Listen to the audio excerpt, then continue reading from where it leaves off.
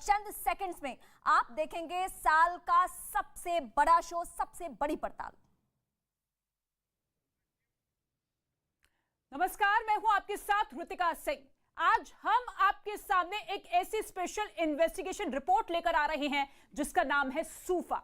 और यकीन मानिए ये इस साल की यानी कि 2022 की सबसे बड़ी इन्वेस्टिगेशन है, जिसकी तह में एक ऐसा खतरनाक संगठन है जो इस वक्त देश की आंतरिक सुरक्षा पर सबसे बड़ा खतरा बन चुका है। ये संगठन एक बार फिर देश के अलग अलग शहरों में धमाके करना चाहता है। न्यूज 18 की स्पेशल इन्वेस्टिगेशन में 5 राज्यों में जाकर 10 रिपोर्टर्स ने तहकीकात की है। अलग अलग लोकेशन से तैयार की गई इस इन्वेस्टिगेशन रिपोर्ट में देश की सुरक्षा को लेकर ऐसी बातें पता चली है जो बहुत फिक्र में डालने वाली है। और इसी इन्वेस्टिगेशन रिपोर्ट से जुड़ी हुई एक बड़ी खबर आपको यह बता दें कि भारत में एक नया आतंकी संगठन तैयार हो चुका है। इस संगठन ने कई शहरों में धमाकों की साजिश रची है और ऐसी रिपोर्ट्स है क्योंकि जो विस्फोटक मिला है वो बहुत ज्यादा तादाद में मिला है। आतंकवादियों का एक स्लीपर सेल पकड़ा गया है, जिसके बाद विस्फोटक को लेकर कई राज्यों में अलर्ट जारी किया गया है। इसके साथ ही आपको बता दें कि 5 राज्यों में लगातार जांच की जा रही है, कई टीम काम कर रही है और अब एनआईए की भी नजर इस नए आतंकी नेटवर्क पर आ चुकी है। लेकिन सवाल यह है कि क्या आपका शहर भी इन आतंकवादियों के निशाने पर है? इस इन्वेस्टिगेटिव रिपोर्ट को आप देखेंगे तो आपको बहुत सी बड़ी बातें पता चलेंगी।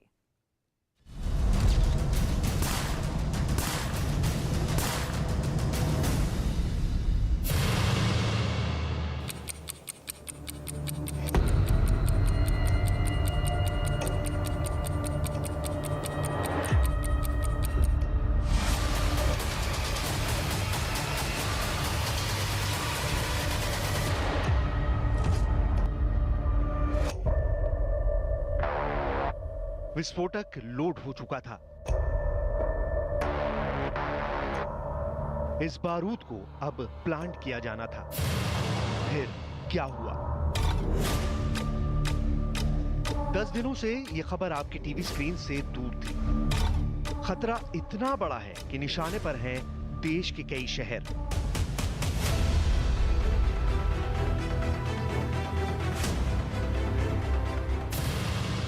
जयपुर, भोपाल, दिल्ली, मुंबई, अहमदाबाद, न जाने भारत के किस किस शहर को फिर से बहुत बड़े धमाके से दहलाने की साजिश रची गई। 3 लोग एक मिशन के लिए तैयार हुए। मकसद था एक बड़े शहर में धमाके के लिए बारूद की सप्लाई। तीनों के बीच मीटिंग हुई, मिशन की बड़ी बातें बताई गईं, कुछ सवाल हुए तो मास्टरमाइंड ने उनके जवाब भी दिए। इसी मीटिंग में यह फैसला हुआ कि एक बड़े शहर में बहुत बड़ा बम धमाका करना है। गाड़ी तैयार की गई ताकि विस्फोटक को प्लान के मुताबिक टारगेट सिटी तक ले जाया जा सके। एक दूसरे सूबे के एक छोटे से शहर में विस्फोटक लोड किया गया। एक नहीं बल्कि 2 बैग में विस्फोटक रखा गया। प्लान बिल्कुल फूल प्रूफ था। इन लोगों को इसका पूरा भरोसा था। बारूद बहुत ज्यादा था। इसका मतलब टारगेट पर एक शहर की कोई एक लोकेशन नहीं थी, आशंका सिलसिलेवार ब्लास्ट की थी। क्या भारत में अब तक का सबसे खतरनाक आतंकी हमला होने जा रहा था? हिंदुस्तान को दहलाने के लिए कितना बड़ा बम बनाने की तैयारी थी? लेकिन रास्ते में कुछ ऐसा हुआ कि पूरे प्लान का भांडाफोड़ हो गया। बारूद वाली साजिश चकनाचूर हो गई। न साजिश रचने वाले अपने टारगेट पर पहुंच पाए, न उनका बारूद। लेकिन सबसे बड़ा सवाल, यह आतंक मचाने वाला बारूद आया कहां से? मदद पाकिस्तान की तरफ से हुई या बारूद नेपाल के रास्ते भारत आया? या फिर बांग्लादेश की तरफ से पूरा नेटवर्क तैयार किया गया? इस केस में 1-2 नहीं बल्कि 6 ऐसी गिरफ्तारियां हुई जिनका प्लान सबके होश उड़ा सकता है। ये लोग कौन हैं? कहां से आए? ये किसके लिए काम कर रहे थे? किसके इशारे पर ये सब कुछ हो रहा था? बारूद से भरा बैग किसने दिया? ये बैग किसे दिया जाना था? और फिर बड़ा सवाल कि इनका पहला और बड़ा टारगेट क्या था? इसमें 2 नहीं 3 सूबों की पुलिस तलाश कर रही है। एसआईटी से लेकर एटीएस, एक सुराग पुलिस तलाश रही है। प्लान क्या था? मास्टरमाइंड कौन है? और बरामद क्या हुआ है? ये 3 बातें बहुत ज्यादा फिक्र में डालने वाली हैं। इन 6 गिरफ्तारियों ने एक ऐसे प्लान को ध्वस्त कर दिया जिसके सेंटर में एक बहुत बड़े बम धमाके को अंजाम देने की साजिश रची जा रही थी। इन लोगों की गिरफ्तारी के बाद अब ये पूरा केस एसआईटी से लेकर स्पेशल ग्रुप और एटीएस के साथ ये मामला एनआईए तक पहुंचने जा रहा है, क्योंकि जो खतरा है उसे सिमी और इंडियन मुजाहिदीन का लेटेस्ट वर्जन कहा जा रहा है। नाम है सूफा। सूफा क्या है? सूफा से कौन लोग जुड़े हैं? क्या सूफा के तार भारत से बाहर पाकिस्तान और बांग्लादेश तक फैले हैं? क्या सूफा का लिंक खाड़ी देशों तक है? सूफा इस वक्त भारत की अंदरूनी सुरक्षा के लिए सबसे बड़ा उभरता हुआ खतरा बताया जा रहा है। रिपोर्ट्स है कि सूफा में स्लीपर सेल भी है और लॉन वुल्फ वाली आतंकी रणनीति भी, ताकि सिलसिलेवार धमाकों को अंजाम दिया जाए। सूफा का तौर तरीका बहुत हद तक इंडियन मुजाहिदीन से जुड़ा हुआ बताया जा रहा है। धमाकों में इंडियन मुजाहिदीन ठीक वही विस्फोटक इस्तेमाल करता है जो गिरफ्तार लोगों से मिला है। सबसे चौंकाने वाली बात यह है कि सूफा के 1-2 नहीं बल्कि 5 राज्यों में तार फैले हुए हैं। दिल्ली से लेकर मुंबई, जयपुर से लेकर भोपाल तक सूफा से खतरे की घंटी बजने लगी है। पूछताछ में ऐसी बातें पता चली हैं जो होश उड़ा सकती हैं। खुफिया एजेंसियों की नजर इस वक्त 5 राज्यों पर है। इन्हीं 5 राज्यों में इस वक्त सबसे ज्यादा खतरा हो सकता है। सूफा को लेकर जांच एजेंसियां हाई अलर्ट पर हैं। क्या सूफा का मकसद 1993 वाले आतंकी धमाकों को दोहराना है? क्या सूफा के टारगेट पर भोपाल और दिल्ली के बाजार हैं? क्या सूफा और इससे जुड़े लोग जयपुर और अहमदाबाद में अब तक के सबसे बड़े आतंकी हमलों को अंजाम देने वाले थे? ये रिपोर्ट इस आतंकी साजिश की पैन इंडिया इन्वेस्टिगेशन है। इस इन्वेस्टिगेशन में 5 राज्यों से 10 रिपोर्टर्स की ग्राउंड रिपोर्ट शामिल है। सूफा और इसके कारिंदों की बहुत सी चौंकाने वाली बातें पता चली हैं। देश में सबसे नया और सबसे बड़ा आतंकी खतरा कैसे और कहां मंडरा रहा है? क्या इसकी जद में आपका शहर भी शामिल है? सूफा पर इस रिपोर्ट को बहुत गौर से देखिएगा। कौन कौन सी जांच एजेंसी शामिल है और अभी तक उन्हें क्या मिला? नए सुराग सूफा के अलावा किस और संगठन की तरफ इशारा कर रहे हैं? दबिश कहां दी जा रही है? कहां से गिरफ्तारी हो रही है? सूफा पर इस एक्सक्लूसिव इन्वेस्टिगेटिव रिपोर्ट में बहुत से जवाब मिलने जा रहे हैं।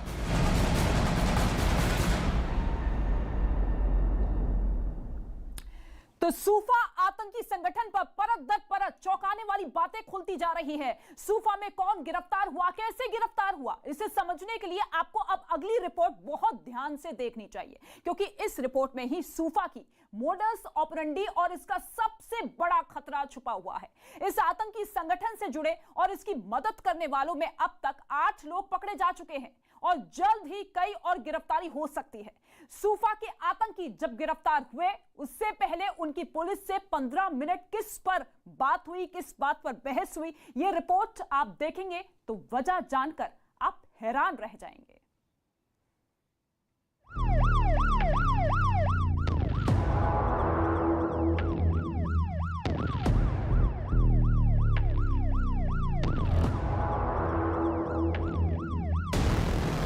अल्तमस 26 साल, सैफुल्लाह 36 साल और जुबैर की उम्र 41 साल। ये वो लोग हैं जिन्होंने उत्तर भारत के बड़े शहर को टारगेट किया, उसे बम से उड़ाने की साजिश रची। इनका इरादा था पूरे हिंदुस्तान को हिलाने का।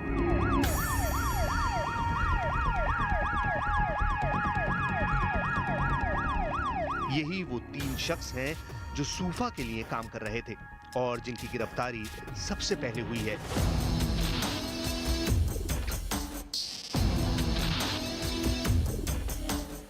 इन लोगों पर यूएपीए की धारा लगाई गई है और अब सूफा को लेकर जांच उस लेवल पर चल रही है जिसमें देश की तमाम बड़ी एजेंसियां इनपुट जुटा रही हैं। ये केस अब सीधे एनआईए के रडार पर आ गया है। सूफा को लेकर जांच का लेवल अब दिल्ली तक पहुंच गया है। ये संगठन अब एनआईए के रडार पर भी है। सूफा के मिशन का पर्दाफाश कैसे हुआ, सूफा क्या कर रहा था और इन तीनों यानी अल्तमस, सैफुल्ला और जुबैर का उसमें क्या रोल था, अब इसे बहुत गौर से देखिएगा क्योंकि यहां से सूफा का एजेंडा समझ आएगा, सूफा का तरीका समझ आएगा, सूफा की टेरर ट्रेल पर जांच एजेंसियों की नजर कैसे पड़ी है। इसके लिए देखिए 30 मार्च 2022 मध्य प्रदेश का रतलाम शहर, यहीं से यह आतंकी किस्सा शुरू हुआ। रतलाम में आतंकी मंसूबों को लेकर एक मीटिंग हुई। इस मीटिंग में फैसला हुआ कि विस्फोटक को टारगेट तक पहुंचाना है। बातें तय हुई। इस पूरे आतंकी मिशन के लिए कोडवर्ड तैयार किए गए और ये तीनों यानी अल्तमस, सैफुल्ला और जुबैर निकल पड़े अपने टारगेट की तरफ। उनके पास बैग में था विस्फोटक, साथ में था कुछ और सामान जिसका इस्तेमाल बम बनाने में किया जाना था। तीनों ने विस्फोटक के बैग लिए और धमाके में इस्तेमाल होने वाले उपकरण उठाए। इसके बाद ये आतंकियों का गैंग गाड़ी से निकल पड़ा।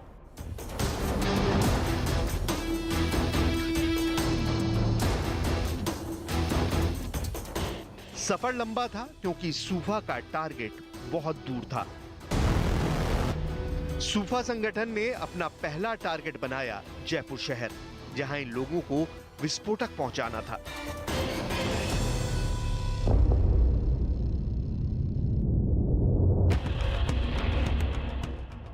यानी ये तीनों कुरियर के तौर पर काम कर रहे थे और उनको जयपुर में आतंकियों के दूसरे गुट तक या कहें कि स्लीपर सेल तक ये सामान पहुंचाना था।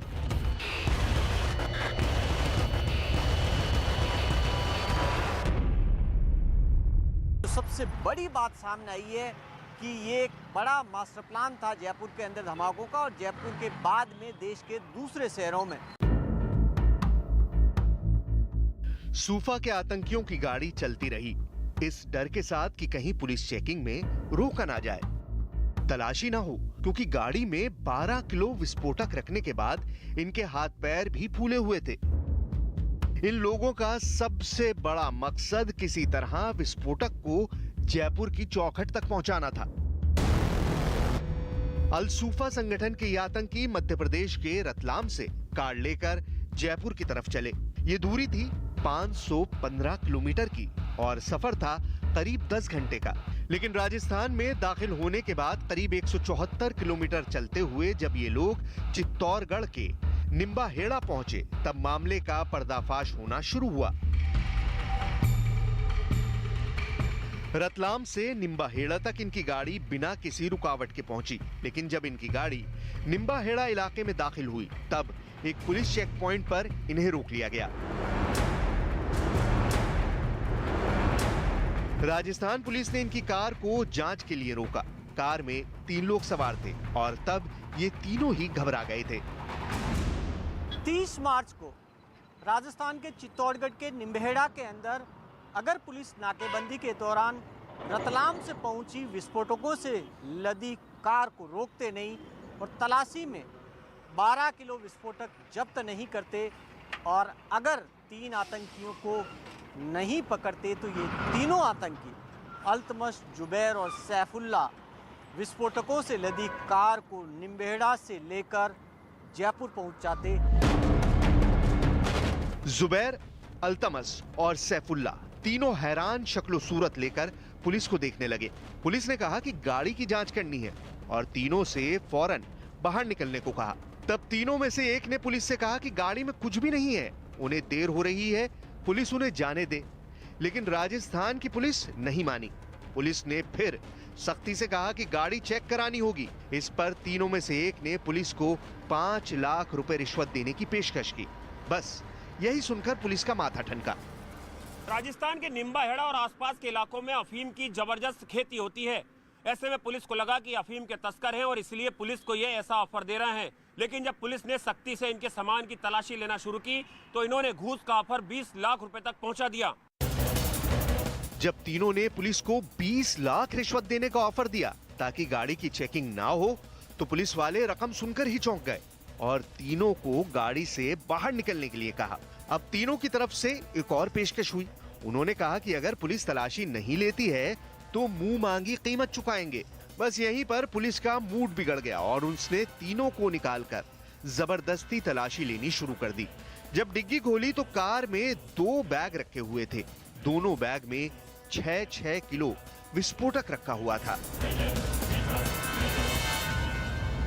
इन लोगों से 2 तरह के बैग मिले। एक बैग में 6 किलो सुरमई रंग का विस्फोटक था, तो दूसरे बैग में थोड़ा स्लेटी दानेदार विस्फोटक भरा हुआ था। इसके अलावा जिन बातों ने सबसे ज्यादा शक पैदा किया वो थे 3 टाइमर, बल्ब, तार और कई ऐसे इलेक्ट्रॉनिक उपकरण जिनके जरिए विस्फोटक को बम में तब्दील करना था। आतंकियों की गाड़ी से जो बरामद हुआ उसे देखकर राजस्थान पुलिस भी हैरान थी कि आखिर ये सामान कहां से लाया जा रहा है। शुरुआती नजर में वो समझ गई थी कि ये कोई विस्फोटक हो सकता है, क्योंकि उसके साथ टाइमर और कनेक्टर जैसी चीजें भी थी। तीनों को फौरन गिरफ्तार कर लिया गया और उनकी बुलेरो गाड़ी, जिसका नंबर है MP43CA 7091, उसे कब्जे में ले लिया गया। ये गाड़ी रतलाम में रजिस्टर्ड है। एक संदिग्ध वाहन को रोककर तलाशी ली तो 3 व्यक्ति जो बहुत ही संदिग्ध उनका आचरण था और उनके पास से 12 kilo explosives plus timer device और कुछ इलेक्ट्रॉनिक सामग्री मिली।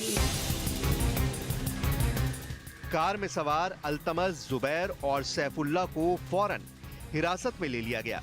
पूछताछ हुई तो पता चला कि तीनों मध्य प्रदेश के रतलाम से हैं और तीनों प्रतिबंधित संगठन अल सूफा के सदस्य हैं। तीनों को किसी तरह जयपुर के करीब पहुंचना था, लेकिन निम्बाहेड़ा में ही उनका प्लान फेल हो गया। जयपुर का नाम आया तो हमारे जयपुर ब्यूरो के संवाददाता भवानी सिंह उन तमाम लोकेशन पर पहुंचकर इस आतंकी साजिश की ट्रेल को इंटरसेप्ट करना शुरू कर दिया। जयपुर से तकरीबन 10 किलोमीटर पहले ये प्लान था कि जहां पर हम खड़े हैं वहीं पर ब्रिज के नीचे जमीन के अंदर इन विस्फोटकों को दबाना था। फिर उसके बाद में फोटो और वीडियो लेकर जो हैंडलर है रतलाम में बैठा हुआ आमीन, उसको भेजने थे। अल्तमस, जुबैर और सैफुल्लाह तीनों पर UAPA की धारा लगाई गई है। 31 मार्च को जारी पुलिस की प्रेस रिलीज में बताया गया है कि इन आतंकवादियों के पकड़े जाने के फौरन बाद NIA से संपर्क किया गया ताकि सूफा या किसी और बड़े संगठन को लेकर जांच को फौरन किसी नक्शे पर लाया जा सके। सूफा को लेकर खबरें पहले भी मिलती रही हैं, लेकिन इस तरह रंगे हाथ इनके आतंकियों का पकड़ा जाना पहली बार हुआ है। के बाद जो पूछताछ हुई उसमें उसके अनुसार ये अपने आप को अल सूफा संगठन से संबंधित बताते हैं। रतलाम के रहने वाले हैं तीनों के खिलाफ पूर्व में हत्या का प्रयास, मारपीट और इनके मुकदमे दर्ज हैं। और इनके पास जो सामग्री मिली, इनका कहना है कि जयपुर के पास किसी पर्टिकुलर जगह पे इनको इस सामग्री को सौंपना था और वहाँ की लोकेशन इनको अपने जिन्होंने इनको भेजा था उनके साथ शेयर करनी थी। सूफा की आतंकी साजिश के इन तीनों आरोपियों को जब चित्तौड़गढ़ जिला अदालत में पेश किया गया तो कोर्ट ने उन्हें ATS की 8 दिन की रिमांड में भेज दिया।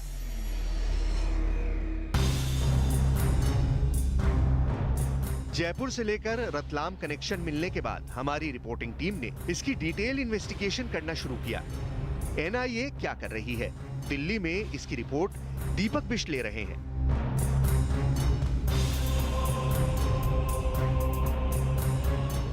तो दिल्ली से एक टीम मध्य प्रदेश के रतलाम रवाना हो गई। जयपुर में भवानी सिंह लगातार रिपोर्ट कर रहे थे, तो दिल्ली से रिपोर्टर आनंद तिवारी और अरुण सिंह के साथ वीडियो जर्नलिस्ट नकुल शर्मा ने रतलाम पहुंचकर जांच शुरू कर दी। क्योंकि मामला आंतरिक सुरक्षा से जुड़ा है, इसलिए इस पूरे केस की तह तक जाना बहुत जरूरी है। रतलाम में आनंद तिवारी और अरुण सिंह उस जगह भी गए जहां यह विस्फोटक छुपा कर रखा गया था। रतलाम के मुंशीपाड़ा में इमरान खान का ये वो पोल्ट्री फार्म हाउस था जिसको जमींदोज कर दिया गया है। इस पर सरकारी बुलडोजर चला है। दरअसल इमरान खान जो अल सूफा का संदिग्ध आतंकी बताया जा रहा है, जो इस वक्त एटीएस की गिरफ्त में है। आप देख सकते हैं ये एक आलीशान फार्म हाउस था, पोल्ट्री फार्म हाउस था, जहां पर रिहाइश भी थी इमरान खान की, और यहां से कई दस्तावेज जो है वो एजेंसी ने बरामद किए हैं। पोल्ट्री फार्म में एक मीटिंग ग्राउंड्स की तरह उसको उपयोग में लाया गया है पिछले कुछ महीनों में, और संभवतः वहाँ पे ये जो घटना है, हो सकता है कि उसकी मीटिंग वहीं हुई हो। ऐसे में अंदाजा लगाया जा सकता है कि साजिश तो फूल प्रूफ थी, लेकिन जब एग्जीक्यूशन का वक्त आया तो सब कुछ पर्दाफाश हो गया। सूफा का मामला सिर्फ मध्य प्रदेश या राजस्थान तक महदूद नहीं है। इस पूरी तहकीकात में गुजरात और महाराष्ट्र भी वो राज्य हैं जहां से रतलाम के सूफा मॉड्यूल के कनेक्शन नजर आ रहे हैं। इसलिए अहमदाबाद में रिपोर्टर जनक दवे और मुंबई रिपोर्टर विवेक गुप्ता ने इंडियन मुजाहिदीन और सूफा के लिंक की पड़ताल शुरू कर दी। अब इस मॉड्यूल की जांच के लिए राजस्थान में क्या किया गया है वो देखिए। राजस्थान पुलिस ने एसआईटी बनाई है। एटीएस के डीआईजी की देखरेख में काम करेगी। टेक्निकल एनालिसिस के लिए इसमें एक एएसपी और डीएसपी रैंक के अधिकारी भी हैं। राजस्थान एटीएस 20 और आरोपियों से पूछताछ कर रही है कि उनका क्या रोल है। सभी का संबंध रतलाम के कट्टरपंथी संगठन अल सूफा से है। अभी तक 8 आतंकी गिरफ्तार किए जा चुके हैं और सबका संबंध अल सूफा से है। उनमें से एक के तार आईएस से भी जुड़े हुए हैं। इस केस में जो बातें पूछताछ के बाद अभी तक सामने आई हैं, उससे पता चला है कि इस बार फिर जयपुर में 2008 जैसे ही सीरियल ब्लास्ट की बहुत बड़ी साजिश रची गई थी। अभी तक जो रिपोर्ट्स मिली हैं उनके मुताबिक जयपुर में 3 जगह हो सकती है जो सूफा के रडार पर थी। मई 2008 में जब जयपुर में सीरियल ब्लास्ट हुए थे तब 8 धमाकों में 71 लोगों की जान गई थी। इन धमाकों में इंडियन मुजाहिदीन का हाथ था।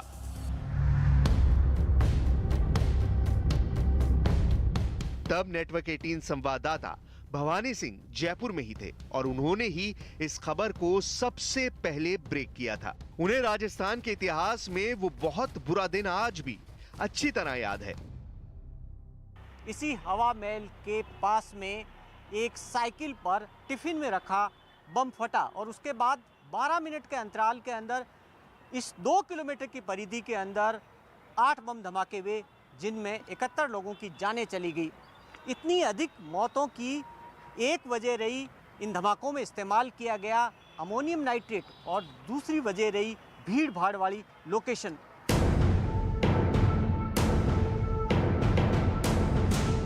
– 2008 में जयपुर में हुए धमाकों के बाद अहमदाबाद और हैदराबाद समेत कई शहरों में सीरियल ब्लास्ट हुए थे।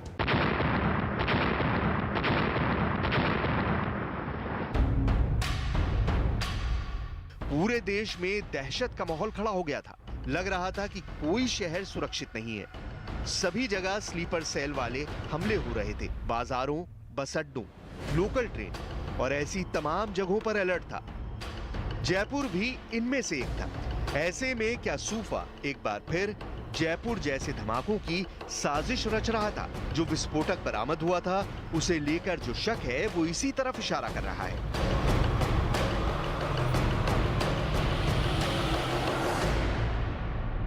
अब आतंकियों से जो विस्फोटक बरामद किया, माना जा रहा है कि वो अमोनियम नाइट्रेट हो सकता है। हालांकि फोरेंसिक जांच में पुष्टि होना बाकी है, लेकिन अमोनियम नाइट्रेट है तो अंदाजा लगाया जा सकता है कि ये साजिश कितनी बड़ी थी। अब सवाल है कि आखिर सूफा ने जयपुर को ही क्यों चुना? सूफा अगर जयपुर में ही धमाके करना चाहता था तो इसके पीछे राजस्थान में सिमी का बड़ा नेटवर्क कहा जा सकता है। मध्य प्रदेश के रतलाम से लेकर राजस्थान के जयपुर तक वो जिले हैं जिनमें किसी न किसी रूप में सिमी के आतंकी या कट्टरपंथी सक्रिय रहे हैं। मध्य प्रदेश से लगे राजस्थान के दक्षिणी इलाके और जयपुर के नजदीक का इलाका यानी पूर्वी राजस्थान वो जगह है जो कभी सिमी का गढ़ हुआ करता था। अब सूफा की गतिविधियां भी इन्हीं इलाकों में दर्ज की जा रही हैं। जयपुर में 2008 में हुए बम धमाकों के बाद से ही सिमी हो या इंडियन मुजाहिदीन, जांच एजेंसियों की नजर ऐसे कट्टरपंथी संगठनों और उनकी गतिविधियों पर रही है। 2014 में राजस्थान एटीएस की एक बड़ी कार्रवाई में पता चला था कि इंडियन मुजाहिदीन ने सिमी को टेक ओवर कर लिया है। इसके बाद इन संगठनों और उनसे जुड़े आतंकियों ने अपने तौर तरीके बदले और बहुत ही सावधानी के साथ आतंकी गतिविधियों को अंजाम देने लगे। सूफा के इस मिशन में भी इसी बात का ध्यान रखा गया। इनका भी विस्फोटक को जयपुर से पहले एक महफूज जगह पहुंचाने का प्लान था। 10 किलोमीटर पहले का प्लान इसलिए किया विस्फोटकों को रखने का कि इससे पहले जितनी भी नाकाबंदी है, जितने टोल है, वो क्रॉस करके जयपुर की सीमा तक पहुंच जाते हैं और जब जयपुर के बॉर्डर तक यहाँ तक पहुंच जाते हैं तो फिर उसके बाद में विस्फोटकों को शहर में ले जाने में ज़्यादा परेशानी नहीं होती। राजस्थान एटीएस ने अभी सूफा के जिन आतंकियों को गिरफ्तार किया है उनमें रतलाम के अलावा 3 लोग चित्तौड़गढ़ और टोंक से भी हैं। इससे एजेंसियों को लग रहा है कि सिमी और इंडियन मुजाहिदीन के साथ सूफा का नेटवर्क भी एक जैसा ही है। राजस्थान में सिमी का नेटवर्क जो काफी वक्त से निष्क्रिय था, अब लगता है कि सूफा के पैदा होने के बाद वो आतंकी नेटवर्क फिर जिंदा हो गया है। इसलिए हमलों की नई साजिश फिर तैयार होगी और फोर्स को और ज्यादा चौकन्ना रहना होगा। तो देश में तेजी से पैर पसार रहे इस नए आतंकी संगठन पर एनआईए की कड़ी नजर है और ऐसे में 8 लोगों की गिरफ्तारी अब तक हो चुकी है। कई और अहम गिरफ्तारियां हो सकती है। इसी के साथ फिलहाल एक छोटा सा ब्रेक, लेकिन ब्रेक के बाद आपको दिखाएंगे सूफा का कमांड स्ट्रक्चर और इसका तमाम नेटवर्क। आप देखते रहिए सूफा।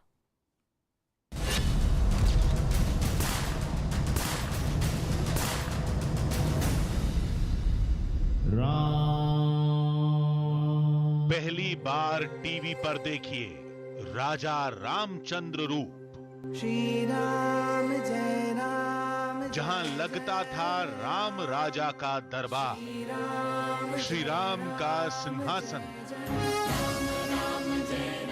और अयोध्या की वो जगह जहां त्रेता युग में उतरा था पुष्पक विमान।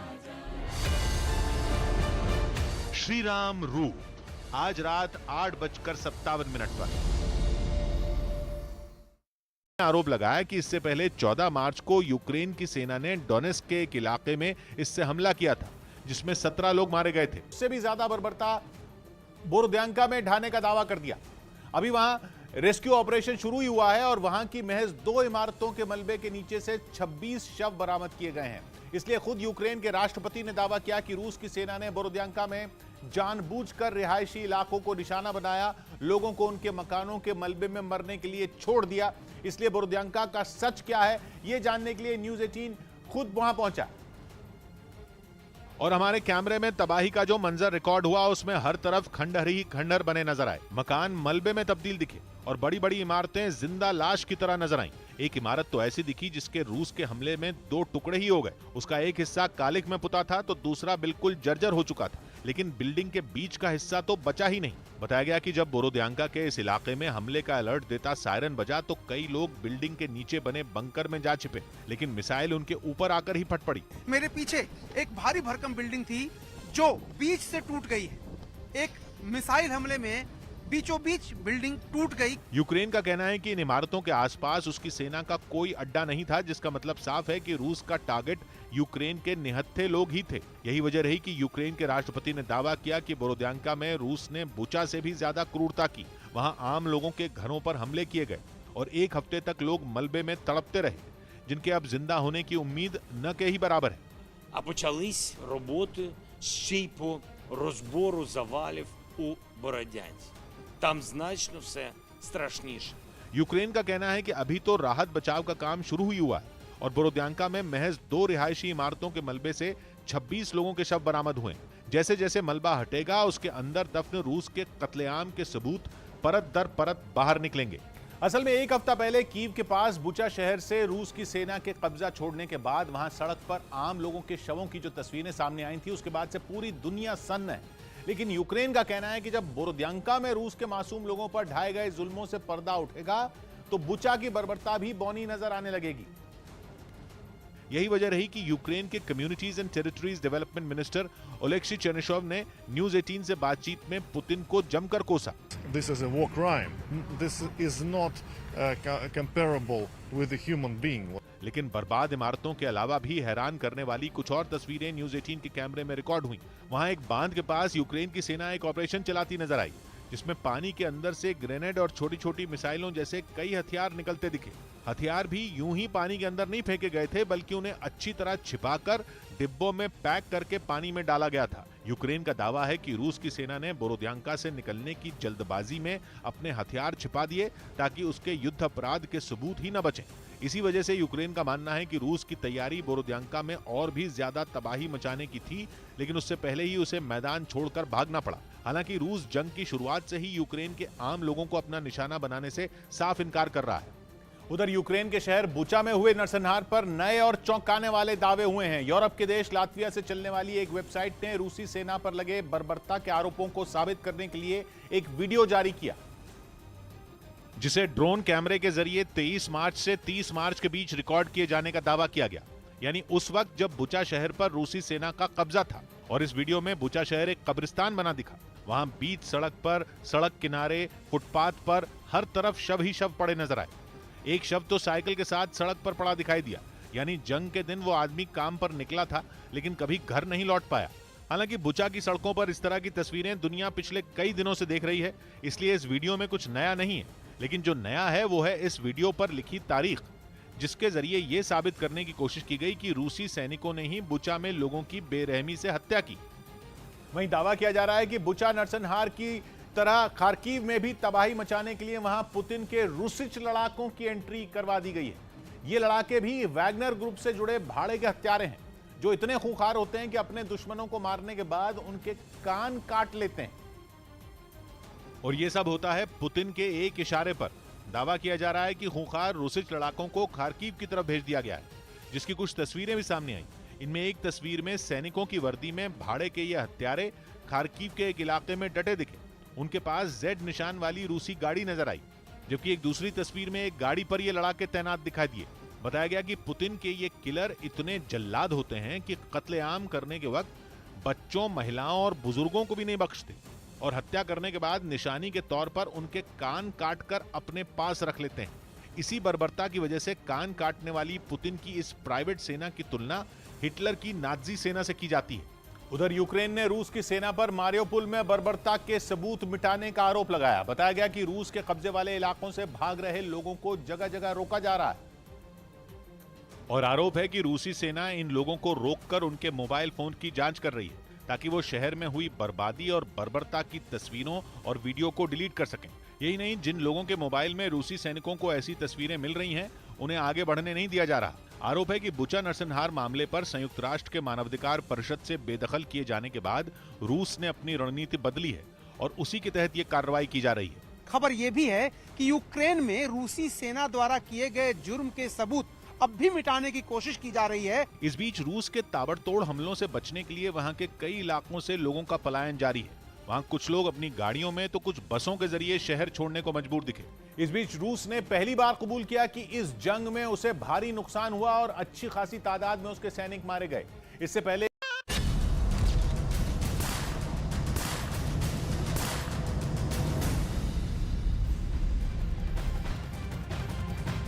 और इस वक्त एक बड़ी खबर आपको बता दें, बड़ी खबर असम में एनआईए की छापेमार कार्रवाई की गई है।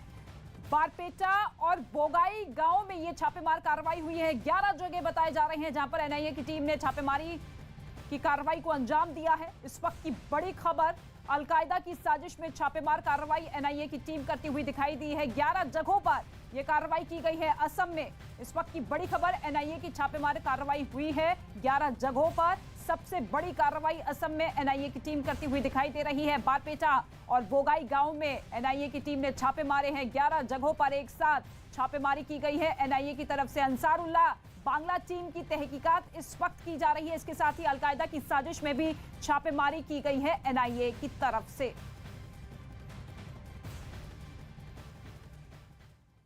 तो एक और असम में एनआईए की छापेमारी जारी है, तो वहीं दूसरी तरफ देश के 5 राज्यों में सबसे बड़ा खतरा बन चुके सूफा पर भी एनआईए की नजर है। सूफा की तहकीकात में वाकई बहुत बड़े प्लान का पर्दाफाश हुआ है। जयपुर ही नहीं, कई और शहर है जिनके खिलाफ यह साजिश रची जा रही है। अब इसी बात की जांच चल रही है। सूफा एक अरबी शब्द है, इसे अंग्रेजी में एक ग्रुप के तौर भी समझा जा सकता है, हिंदी में एक समूह भी कह सकते हैं। सूफा की शुरुआत रतलाम में लोगों की मदद करने वाले एक संगठन के तौर पर हुई थी, लेकिन यह रिपोर्ट आपको बताएगी कि कैसे सूफा के 2 टुकड़े हो गए जब इमरान ने इसे एक आतंकी समूह में तब्दील कर दिया।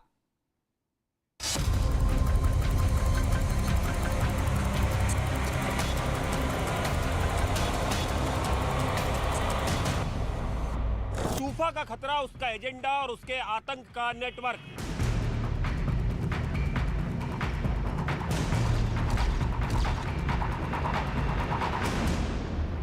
सूफा का चेहरा कौन है? सूफा का मास्टरमाइंड कौन है?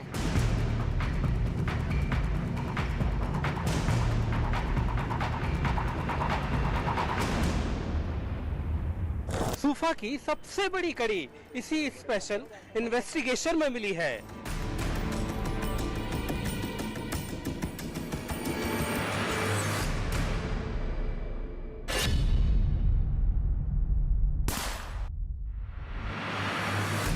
सूफा का उरूज जैसे जैसे हुआ, उसका पर्दाफाश इससे मिले विस्फोटक के साथ हुआ है। विस्फोटक मिला और धमाके का इरादा भी मिला है। विस्फोटक भी 1-2 किलो नहीं, 12 किलो। और इसको प्लांट करने वाली जगह क्या थी? सूफा को लेकर शुरुआती जांच में इसका भी पता चल गया है।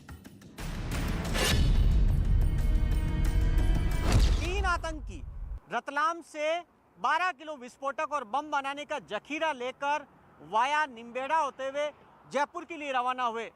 जयपुर से 10 किलोमीटर पहले जहां हम खड़े हैं वही आसपास की कोई लोकेशन है जहां पर ये जखीरा पुलिया के नीचे ज़मीन में दबाना था और उसकी तस्वीरें लेकर हैंडलर आमीन को रतलाम भेजनी थी। हालांकि एटीएस को अभी मौके की तस्दीक करानी है कि पॉइंट लोकेशन कहाँ है जहां पर यह जखीरा रखा जाना था। सूफा के आतंकियों की ट्रेल भी मिली है। सूफा की कोशिश पूरी थी, बस धमाका नहीं हुआ। सूफा की ब्लास्ट वाली साजिश की इन्वेस्टिगेशन मल्टी लेवल पर हो रही है और इसमें हमारे रिपोर्टर भी दिल्ली से रतलाम पहुंचे और जयपुर से चित्तौड़गढ़ भी स्पेशल टीम गई। वहीं अहमदाबाद और मुंबई में सूफा नेटवर्क उनसे बरामद हुए विस्फोटक पर लगातार नजर बनी हुई है। इस वक्त इंडियन इंटेलिजेंस एजेंसीज के लिए सबसे बड़ा मिशन बन चुका है सूफा के नेटवर्क को पूरी तरह खत्म करना। और यही वजह है कि अब सूफा की जांच एनआईए के दायरे में पहुंच गई है। जांच में एनआईए के आने का मतलब है कि सूफा की जो पूरी की पूरी इन्वेस्टिगेशन है उसको और भी ज्यादा साइंटिफिक तरीके से किया जाएगा। राजस्थान और मध्य प्रदेश की जांच एजेंसियां अभी फोन डिटेल से लेकर इनके मूवमेंट की सभी बातों को देख रही है। लेकिन विस्फोटक एक ऐसी चीज है जिसकी जांच से अब ये पूरा मामला और निर्णायक दौर में पहुंचाया जा सकेगा, यानी सूफा को लेकर जांच अब और तेज होने वाली है। सूफा के टारगेट पर जयपुर के अलावा कौन कौन से शहर हैं? सिमी और इंडियन मुजाहिदीन से आगे बढ़कर सूफा का कमांडर कौन है? सूफा को लेकर सबसे बड़ा खतरा क्या है और उस खतरे से कैसे निपटा जा सकता है? इसे लेकर इस इन्वेस्टिगेशन में जो 5 बुनियादी सवाल हैं, अब उन पर गौर कीजिएगा। पहला सवाल, सूफा संगठन क्या है और इसे कब बनाया गया? दूसरा सवाल, सूफा को बनाने का मकसद क्या था? तीसरा सवाल, सूफा को आखिर बनाया किसने? चौथा सवाल, क्या सूफा की शाखाएं हैं, और अगर हां तो ये कहां-कहां तक फैली हैं? पांचवा और अभी तक के लिए सबसे बड़ा सवाल, सूफा से अभी तक कितने लोग जुड़े हैं और उन सब का बैकग्राउंड क्या है? अभी जो 6 आतंकवादी, 3 पहले और 3 बाद में पकड़े गए थे, वो 6 के 6 अभी राजस्थान पुलिस के हवाले कर दिए गए हैं। ये तय है कि कोई भी आतंकी की गतिविधि मध्य प्रदेश में हम सर नहीं उठाने देंगे। जो भी आतंकी की गतिविधि करेगा उसका फन कुचल दिया जाए। इन सब सवालों के जवाब और इस नए संगठन की आतंकी सोच को 2 लोगों की डिटेल से समझा जा सकता है। इन दोनों को बहुत अच्छी तरह पहचान लीजिए, क्योंकि अभी तक की जांच में पता चला है कि इन्होंने ही सूफा को इस लेवल पर पहुंचाने में सबसे बड़ा रोल निभाया है। पहला है इमरान असजद और दूसरा है आमीन। ये दोनों मध्य प्रदेश के रतलाम से हैं, दोनों ही कस्टडी में हैं। इमरान असजद सूफा का मास्टरमाइंड बताया गया है और आमीन इस पूरे केस में आतंकियों का हैंडलर बताया जा रहा है। उस टाइम पर भी इनके ऊपर देशद्रोह का आरोप लगाया था, किया गया था कि आप सुप्पा संगठन को चलाते, तो उनको सुप्पा संगठन उस टाइम भी छोड़े हुए 2 साल हो गए थे। क्यों? क्योंकि उसके अंदर जो शहर का माहौल खराब करना और अलग अलग जातिवाद जो व्यवस्था, जो मूल रूप के लिए जो सुप्पा ग्रुप बनाया गया था, उससे हटके वो काम करने लग गए थे। इमरान और उनके परिवार का घर है और यहाँ पर आप देख सकते हैं पूरी तरह से जो सरकारी बुलडोजर है वो चला है। और भी जो लोग हैं जिन्हें अल सूफा संगठन से जुड़ा पाया गया था और जिन्हें एटीएस ने गिरफ्तार किया है, उन तमाम लोगों के घर को इसी तरह से जमींदोज किया गया है। और आप देख सकते हैं ये पूरा जो घर था ये इमरान का था। और जैसा कि परिवार ने बताया कि इमरान 2 साल यूएई में रहे हैं, वहाँ पर वो एक साइबर कैफे में काम करते थे। इसके पहले की पढ़ाई उनकी रतलाम से हुई है और यहाँ पर लगातार वो अपने परिवार के साथ रह रहे थे। उनका एक भाई भी है जिससे लगातार पुलिस पूछताछ कर रही है। और जो महिलाएं हैं वो भी यहाँ पर हैं घर में, वो बता रही हैं कि किस तरह से यहाँ पर पुलिस आई और इमरान को यहाँ से लेके गई। अब हमारे जयपुर के रिपोर्टर भवानी सिंह को इमरान और आमीन के बारे में क्या शुरुआती जानकारी मिली है। उसके मुताबिक ये ग्रुप फिलहाल 2 लेवल पर काम कर रहा था, जिसमें इमरान ने अपना कुछ काम आमीन के हवाले कर दिया था।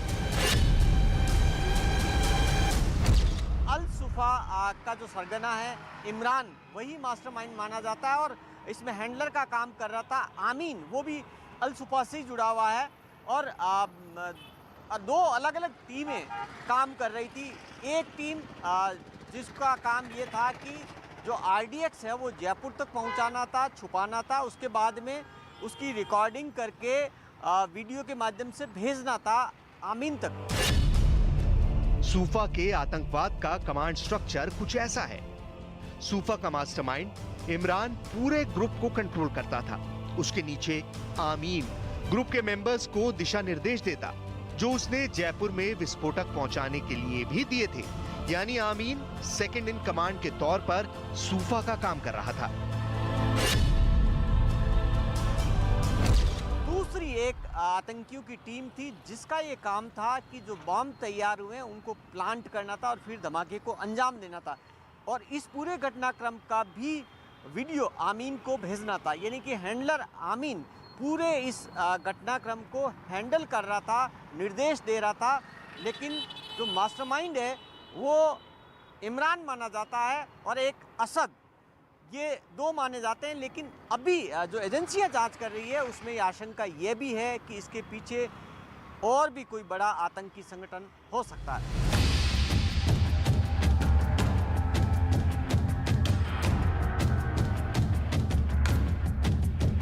सूफा की जांच के लिए हमारी टीम मध्य प्रदेश के रतलाम में उन तमाम लोकेशन पर गई जहां से इसके बारे में कोई भी सुराग मिल सकता है। रिपोर्टर अरुण सिंह और आनंद तिवारी के साथ वीडियो जर्नलिस्ट नकुल शर्मा की नजर ऐसे किसी भी लिंक पर थी जिससे सूफा का बारीक से बारीक लिंक मिल सकता है। सूफा के बारे में अभी तक जो जानकारी मिली है वो हैरान करने वाली है। मध्य प्रदेश पुलिस के मुताबिक सूफा की शुरुआत एक एनजीओ की शक्ल में 2010 में हुई थी। तब इसमें 50 से भी कम सदस्य थे। जो सुप्पा ग्रुप बनाया गया था वो एज ए चैरिटी, मतलब एक हॉस्पिटल तामीर करना, जो जिनके माँ बाप नहीं हैं उनके लिए पढ़ाई के लिए व्यवस्था करना और सब कुछ, मतलब एक टोटली जो समाज के अंदर गलत जो जा रहे हैं, जो नशे की तरफ जा रहे हैं, उस नशे को खत्म करके उनको उस तरफ मोटिवेशन करना। ये वो बेहद ही गोपनीय दस्तावेज है जिसमें बाकायदा सूफा संगठन के बारे में बताया गया है। ये संगठन उज्जैन में एक संस्था के तौर पर रजिस्टर किया गया, जिसका नंबर था S210010153040620014। प्रचार प्रसार का जो काम कर रहे थे वो शादी और ब्याह की कुरीतियों को मिटाने के लिए, और आपस में जो है ऐसे काम हो जिससे गरीब लोगों का फायदा हो, किसी के ऊपर जुल्म नहीं हो, उस चीज का प्रचार प्रसार, उस तरह की शिक्षा पद्धति और उस तरह का आपस में। ये संगठन समाज में कट्टरपंथी सोच और तौर तरीकों का हिमायती रहा है। सूफा ने मुस्लिम समाज में शादियों के तौर तरीकों और दूसरे कार्यक्रमों को हिंदू धर्म जैसे रीति रिवाज बताकर विरोध किया था। इससे जुड़े लोग धर्म की ज्यादा कट्टर तस्वीर दिखाकर लोगों को चरमपंथी सोच का बनाने की कोशिश करते रहे हैं। इमरान एक नोडल पॉइंट था जो बाकी लोगों को जोड़कर रखता था, और जिसके माध्यम से जो उसकी आइडियोलॉजी है या फिर जो टारगेट्स हैं वो सेट करना, ऐसा अभी तक हम लोगों को अभी प्रारंभिक विवेचना में समझ में आ रहा है, जो हम लोग अपने स्तर पे भी ऑर्गेनाइजेशन की गतिविधियों की जांच करते हैं। अब ऐसे में सवाल उठता है कि क्या सूफा की शक्ल में ISIS का कोई मॉड्यूल काम कर रहा है? तब गृह मंत्रालय ने इसकी जांच के आदेश दिए थे और उससे निकलकर यह सामने आया कि इंडियन मुजाहिदीन के जो आतंकी कराची में बैठे हुए हैं वो राजस्थान के कुछ युवाओं को इंटरनेट के जरिए बरगला रहे हैं। इसी को लेकर बाद में राजस्थान की ATS ने NIA से संपर्क किया और IB से भी बात की, ताकि सूफा को लेकर ये पता लगाया जा सके कि क्या इस टेरर नेटवर्क के तार भी कहीं पाकिस्तान या किसी और देश के आतंकी संगठनों से तो नहीं जुड़े हैं।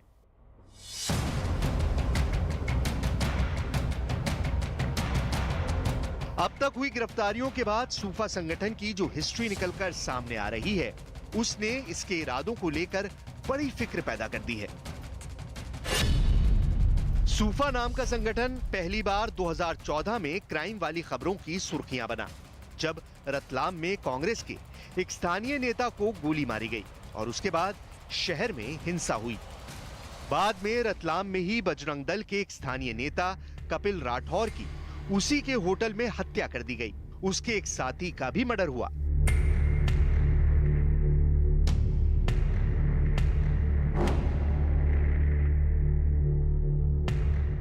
बाद में यह संगठन जैसे गायब सा हो गया, लेकिन अब पुलिस का कहना है कि सूफा फिर से उठने की कोशिश कर रहा है। हमारी टीम कपिल राठौर के भाई से मिली और जाना कि रतलाम में सूफा क्या खतरा रहा है।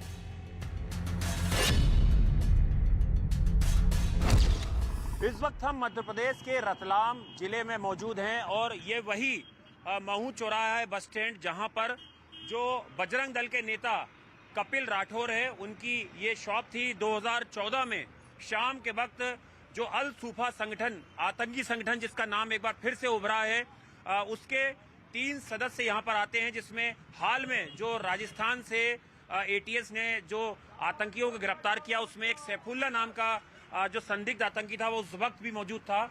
और आप जो तस्वीर देख रहे हैं ये कपिल राठौर की तस्वीर है। ये उस वक्त अपनी दुकान पे मौजूद थे और इनके ऊपर दर्दनाक फायरिंग हुई जिसमें उनकी मौत हो गई।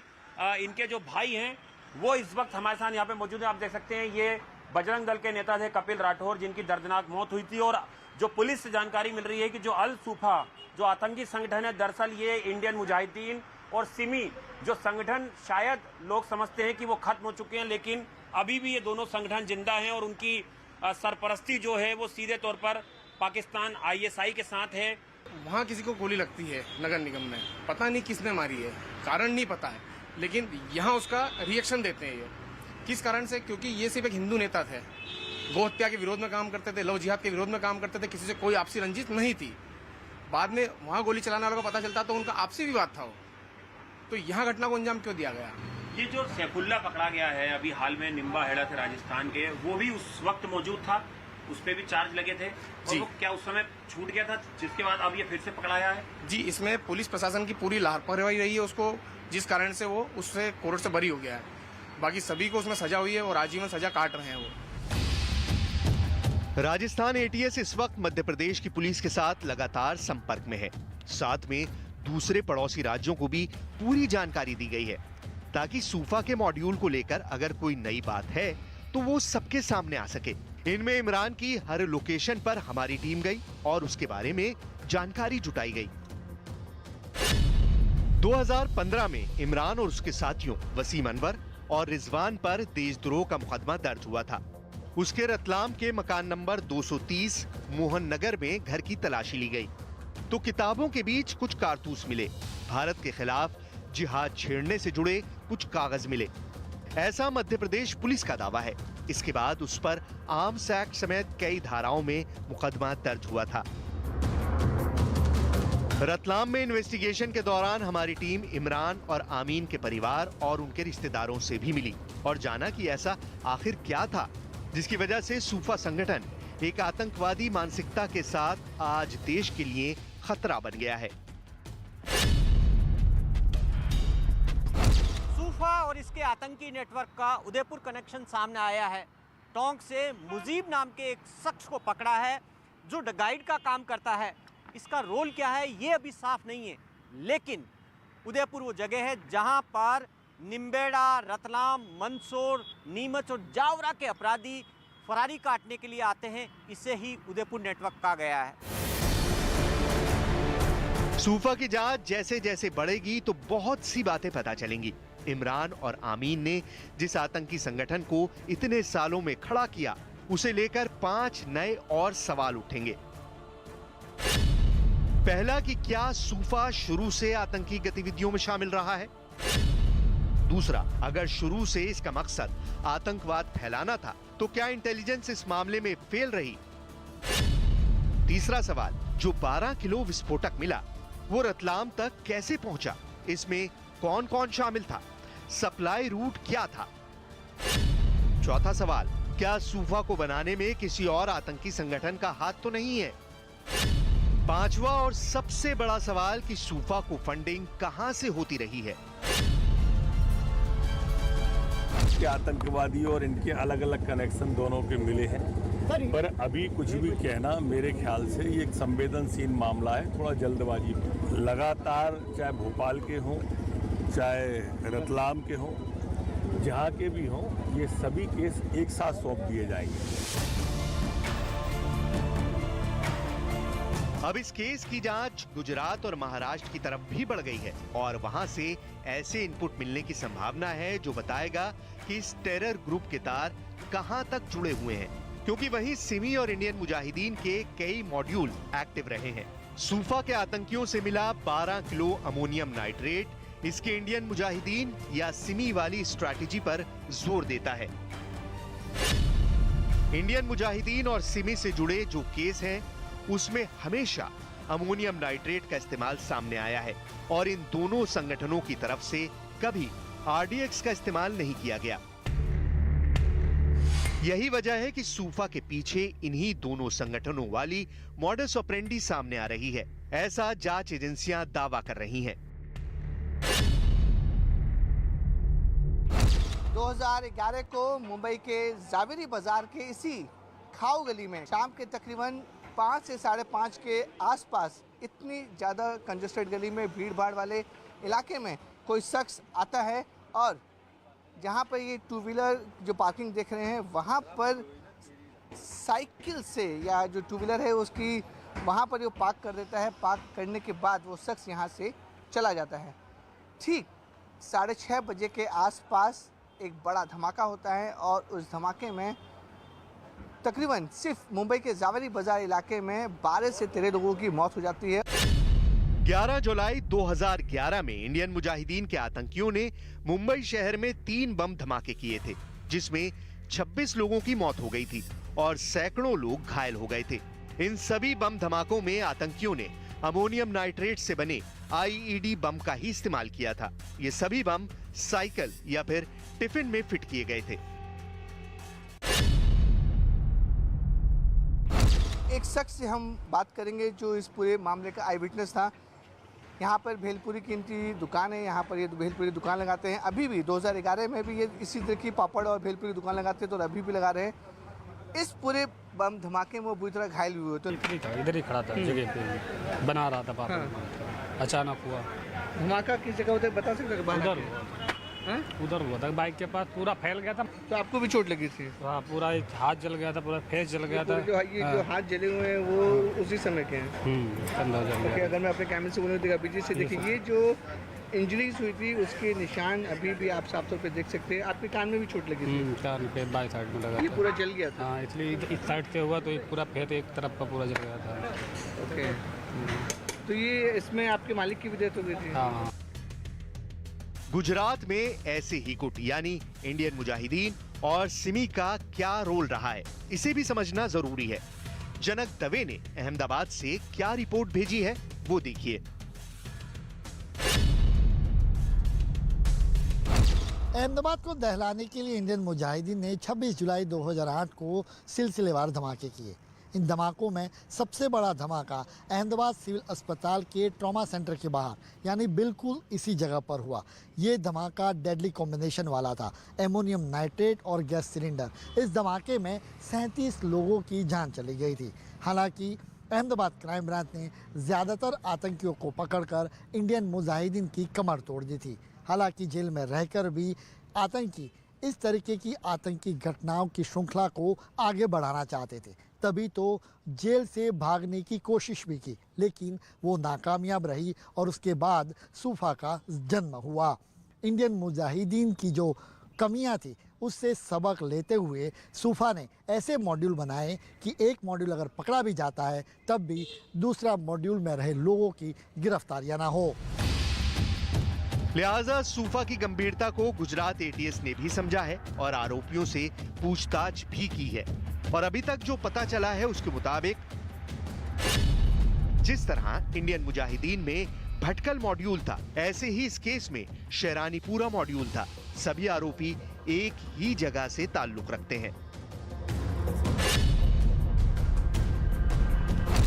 शेरानीपुरा रतलाम में एक जगह है जहां पर इन आरोपियों का घर है और यही वजह है कि इसे अब शेरानीपुरा मॉड्यूल कहा जा रहा है। मध्य प्रदेश की पुलिस ने अब तफसील से इस इलाके में जांच शुरू की है ताकि आरोपियों के बारे में, सूफा से जुड़े लोगों के बारे में पता चल सके। 14 से 2016 के बीच सूफा से 100 लोग जुड़े हुए थे, लेकिन आगे चलते चलते बहुत से लोग ऐसे हो गए जो उसकी कट्टर विचारधारा से इत्तेफाक नहीं रखते थे। लिहाजा अब मौजूदा परिस्थितियों में इमरान के साथ सिर्फ 5 लोग ही बचे हुए थे जो उससे जुड़े थे। तब इमरान के साथ जो लोग आए उनमें आमीन फावड़ा, हाजी और एक और आमीन शेठ नाम का व्यक्ति था। इनके साथ 3 और लोग शामिल हुए जिनमें जुबैर, अल्तमस और सैफुल्ला थे। अल्तमश और सैफुल्ला का नाम साल 2015 में रतलाम में बजरंग दल के कपिल राठौर की हत्या में आया था, लेकिन सबूत न होने पर बाद में कोर्ट ने उन्हें बरी कर दिया था। ये सभी आपराधिक छवि के लोग रहे हैं और ऐसे में इमरान के लिए इनको साथ लेना आसान हो गया ताकि वो अपने नापाक हरकतों को आराम से अंजाम तक पहुंचा सके। लेकिन इस बार वो बुरे फंसे हैं।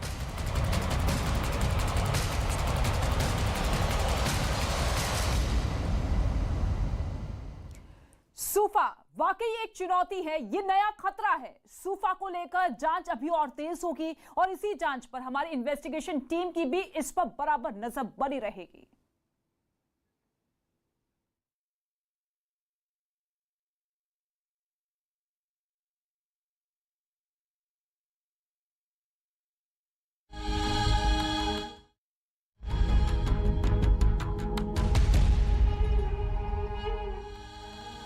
श्री राम रूप, ये कहानी है